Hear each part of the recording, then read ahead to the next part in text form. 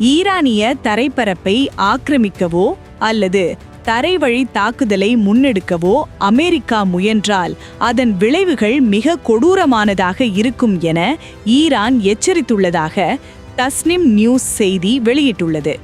ஈரானின் கதம் அல் அன்பியா மத்திய தலைமையகத்தின் ஊடக பேச்சாளர் இப்ராஹிம் சொல்ஃபகாரி இன்று விடுத்துள்ள அறிக்கையில், எங்கள் எல்லைக்குள் நுழையும் அமெரிக்க வீரர்கள் பாரசீக வளைகுடா சுறாக்களுக்கு உணவாவார்கள் என பகீர் எச்சரிக்கை விடுத்துள்ளார்.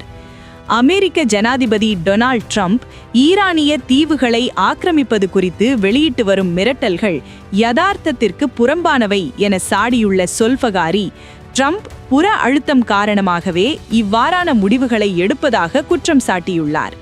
அமெரிக்க தலைமைத்துவம் எடுத்துள்ள தவறான முடிவுகள் அதன் படைகளை ஒரு மரணப் பொறியில் தள்ளியுள்ளதாக அவர் சுட்டிக்காட்டியுள்ளார். ஈரானின் தாக்குதல்களால் சிதைக்கப்பட்டுள்ள தமது இராணுவ தளங்களை விட்டு வெளியேறியுள்ள அமெரிக்க படைகள் பிராந்திய நாடுகளின் சிவிலியன் மற்றும் பொருளாதார மையங்களில் தஞ்சம் புகுந்துள்ளதாக ஈரான் பகிரங்கமாக குற்றம் சாட்டியுள்ளது. எவ்வாறாயினும் அங்கேயும் அவர்கள் பாதுகாப்பாக இல்லை என்றும் ஈரானிய படைகளின் தாக்குதலுக்கு அவர்கள் இலக்காகி வருவதாகவும் அவர் தெரிவித்தார். எங்கள் வரலாற்றை படித்துப் பாருங்கள், ஆக்கிரமிப்பாளர்களுக்கு இங்கு மரணமே மிஞ்சும் என அவர் ஆவேசமாக தெரிவித்தார்.